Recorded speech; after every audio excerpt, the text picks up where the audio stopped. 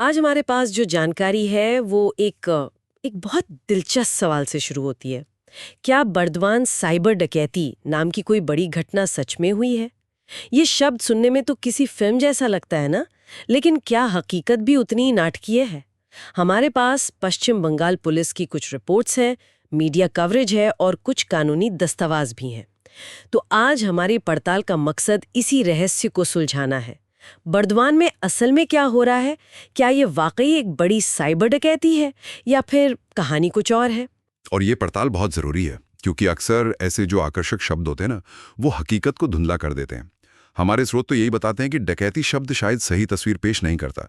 असल कहानी धोखाधड़ी के एक बहुत बड़े और लगातार फैलते नेटवर्क की है, जो कहीं ज़्यादा जटिल है। तो चलिए शुरू करते हैं उस कार्रवाई से जिसके बारे में सबसे ज्यादा जानकारी मौजूद है। ऑपरेशन साइबर शक्ति। ये बंगाल पुलिस का एक बड़ा अभियान था, जैसा आपने बताया। रिपोर्ट्स के मुताबिक इस ऑपरेशन में सिर्फ 15 दिनों के अंदर 46 संदिग्ध साइबर अपराधियों को गिरफ्तार किया गया। एक मिनट, सिर्फ 15 दिनों में 46 गिरफ्तारियां? ये तो बहुत बड़ा आंकड़ा है। बिल्कुल। और यहाँ जो बात सबसे ज़्यादा ध्यान खींचती है, वो है इन सबका जामताड़ा कनेक्शन। जामताड़ा जो झारखंड में है, उसे भारत की फिशिंग राजधानी भी कहा जाता है। मतलब वो जगह जहाँ से हाँ हाँ, मैंने सुना है। जहां से वो फर्जी कॉल आते हैं कि आपका एटीएम कार्ड ब्लॉक हो गया है वगैरह वगैरह। बिल्कुल भाई। तो पुलिस का कहना है कि ये अपराधी छोटी छोटी टीमों में काम कर रहे थे। वे बंगाल में किराए पर जगह लेते, धोखाधड़ी करते और फिर गायब हो जाते, वापस झारखंड लौट जाते। ये एक बहुत ही संगठित तरीका है। और उनके पास से जो सामान बरामद हुआ है वो भी बहुत कुछ कहता है। रिपोर्ट्स में जिक्र है 84 मोबाइल फोन्स, 84 सिम कार्ड और भी बहुत कुछ। साफ है कि ये कोई अकेला व्यक्ति नहीं था, बल्कि एक नेटवर्क था। हाँ। और ये जो 84 फोन और 84 सिम कार्ड है ना, ये सिर्फ पहचान छिपाने के लिए नहीं है। ये एक एक पूरी ऑपरेशनल स्ट्रैटेजी है। हो सकता है वो हर कुछ कॉल्स के बाद सिम कार्ड बदल देते हों ताकि उन्हें ट्रैक न किया जा सके। हर नया सिम मतलब एक नई पहचान। ये एक पूरी इंडस्ट्री की तरह काम करता है। तो इसका मतलब ये हुआ कि जामताड़ा के अपराधी अब अपना अड्डा बदल रहे हैं, और अगर हाँ, तो बर्दवान ही क्यों? कोई खास वजह? हाँ, देखिए, इसके पीछे एक सोची समझी रणनीति लगती है। पहली बात तो जामताड़ा से नजदीकी, आना जाना बहुत आसान है। दूसरा, बंगाल के घनी आबादी वाले इलाके जहां उन्हें शिकार बनाना आसान होता है। और शायद सबसे अहम वजह, जब जामताड़ा पर पुलिस का दबाव बहुत ज्यादा बढ़ गया तो उन्होंने एक ऐसी जगह खोजी जो रडार पर ना हो।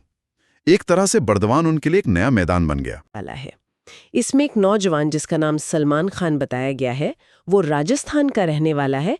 उसे बर्दवान साइबर क्राइम पुलिस ने गिरफ्तार किया। हाँ, ये मामला दिखाता है कि ये लोग कितने दुस्साहसी हो गए हैं। बिल्कुल। और उसका जुर्म, उसने बर्दवान रेंज के डीआईजी मतलब deputy inspector general Shyam Singh के नाम से एक फर्जी फेसबुक अकाउंट बना लिया था। सोचिए जरा, एक पुलिस वाले के नाम पर ही लोगों को धोखा देने की कोशिश। ये तरीका बहुत शातिर है। आप सोचिए, एक बड़े पुलिस अधिकारी का नाम इस्तेमाल करके भरोसा जीता जाता है। जब किसी को एक डीआईजी के प्रोफाइल से कोई मैसेज आता है तो शक करना बहुत मुश्किल होता है। वो सोचते हैं कि इतना बड़ा अधिकारी झूठ क्यों बोलेगा। सही बात है। रिपोर्ट्स के अनुसार पूछताछ में उसने माना कि इस फर्जी अकाउंट के जरिए उसने लोगों से लगभग 50,000 रुपए ठगे थे। 50,000 रुपए। ये रकम शायद बहुत बड़ी न लगे, लेकिन यहाँ जो तरीका है वो बहुत खतरनाक है। ये दिखाता है कि अपराधी अब सिर्फ आम लोगों को नहीं, बल्कि ताकतवर पदों पर बैठे लोगों की पहचान को एक हथियार की तरह इस्तेमाल कर रहे हैं। ये पहचान की चोरी से भी एक कदम आगे है। ये तो अधिकार की चोरी है। आपने बिल्कुल सही शब्द इस्तेमाल किया, अधिकार की चोरी। यहाँ दिलचस्प बात यह है कि ये मामला किसी बड़ी डकैती का नहीं, बल्कि पहचान की चोरी और भरोसे के उल्लंघन का है। ये साइबर अपराध के बदलते चेहरे को दिखाता है।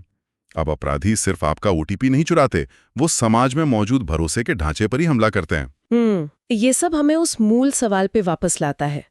इसे डकैती क्यों कहा जा रहा है, जबकि सारे सबूत धोखाधड़ी और फिशिंग नेटवर्क की तरफ इशारा कर रहे हैं? देखिए, यहीं पर पूरी बात का सार छुपा है।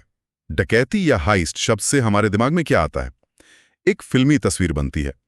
हैकर्स की टीम, एक जटिल प्लान और किसी बैंक को हैक करके एक ही झटके में करोड़ों रुपए निकाल लेना। हाँ बिल्कुल, एक बड़ा नाटकीय आयोजन। सही। लेकिन बर्दवान में जो हो रहा है वो वैसा नहीं है। वो एक लगातार चलने वाला फ्रॉड है। ये एक एक करके कई लोगों को निशाना बनाता है। मतलब ये एक बड़ी चोरी नहीं बल्कि हजारों छोटी छोटी चोरियों का एक अंतहीन जाल है। इसलिए इसे धोखाधड़ी का नेटवर्क कहना तकनीकी रूप से ज्यादा सही होगा। लो, फिर ये साइबर डकैती शब्द आया कहाँ से? क्या ये मीडिया की देन है, या हो सकता है कि ऑपरेशन साइबर शक्ति जैसी बड़ी पुलिस कार्रवाई और 46 गिरफ्तारियों की खबर ने लोगों के बीच इसे ये नाम दे दिया हो? मुझे लगता है ये दोनों का मिलाजुला असर है। जब जामताड़ा जैसे कुख्यात गिरोह का नाम जुड़ता है और बर्दवान उनका नया अड्डा बनता दिखता है, तो लोग इसे एक बड़ी घटना के रूप में देखने लगते हैं। साइबर डकैती एक आसान और आकर्षक शब्द है। ये खबरों में अच्छा लगता है, लोगों का ध्यान खींचता है। ये पूरी जटिल समस्या को एक शब्द में समेट देता है। तो ये एक तरह से कहानी को सरल बनाने का तरीका है, भले ही वो पूरी तरह से सच ना हो। हाँ, लेकिन ये सबलीकरण खतरनाक भी हो सकता है। जब हम इसे डकैती कहते हैं तो हमें लगता है कि 46 लोगों की गिरफ्तारी से ये डकैती रुक गई। लेकिन जब हम इसे एक नेटवर्क समझते हैं तब हमें पता चलता है कि ये तो सिर्फ कुछ मोहरें हैं जो पकड़े गए हैं। पूरा सिस्टम तो अभी भी मौजूद है। असलियत एक धीमे जहर जैसी है, न कि एक झटके में होने वाले हमले जैसी। इस पूरी तस्वीर में एक कानूनी पहलू भी है। हमारे पास एक कानूनी दस्तावेज का जिक्र है। एम यानी पीड़ित बनाम पश्चिम बंगाल राज्य का एक मामला, जिसमें बर्दवान के साइबर क्राइम पुलिस स्टेशन से रिपोर्ट मांगी गई थी। इससे क्या पता चलता है? हाँ, ये एक बहुत महत्वपूर्ण कड़ी है। ये दिखाता है कि ये मामले सिर्फ अखबारों की सुर्खियों तक ही सीमित नहीं है, बल्कि इन पर कानूनी नजर भी है।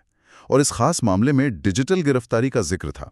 ये धोखाधड़ी का एक नया और बहुत ही डरावना तरीका है। डिजिटल गिरफ्तारी, ये क्या होता है? इसमें अपराधी खुद को पुलिस या सीबीआई का अधिकारी बताकर कॉल करते हैं।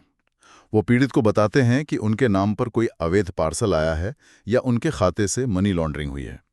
फिर वो पीड़ित को वीडियो कॉल पर आने को कहते हैं और घंटों तक डिजिटल हिरासत में रखते हैं। मतलब घर से बाहर नहीं निकलना, किसी से बात नहीं करनी। और इस दौरान वो इतना डर पैदा कर देते हैं कि पीड़ित अपनी बेगुनाही साबित करने के लिए लाखों रुपए ट्रांसफर कर देता है। अरे बाप रे, ये तो मानसिक अपहरण जैसा है। बिल्कुल। और जब ऐसा मामला अदालत पहुंचता है और अदालत पुलिस से पूछती कि आपने क्या किया, तो सिस्टम पर दबाव बनता है। ये कानूनी दस्तावेज दिखाता है कि न्यायपालिका इन नए अपराधों को पहचान रही है और जवाबदेही मांग रही है। तो अगर हम इन सभी कड़ियों को जोड़कर देखें, जामताड़ा का फैलता हुआ नेटवर्क, ऑपरेशन साइबर शक्ति, डीआईजी के नाम पर हुआ फ्रॉड और ये कानूनी कार्रवाई, तो कहानी कुछ यूं बनती है कि बर्दवान सच में साइबर अपराध का एक नया हॉटस्पॉट बन रहा है। सही कहा।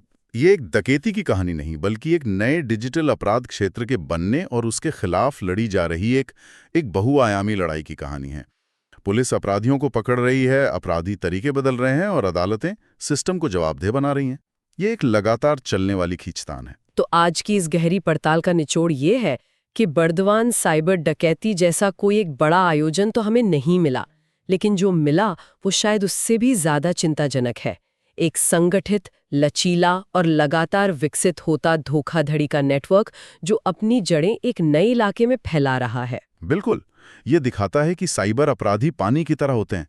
जब एक जगह पर दबाव बढ़ता है तो वो बहकर दूसरी जगह चले जाते हैं जहां ढलान हो।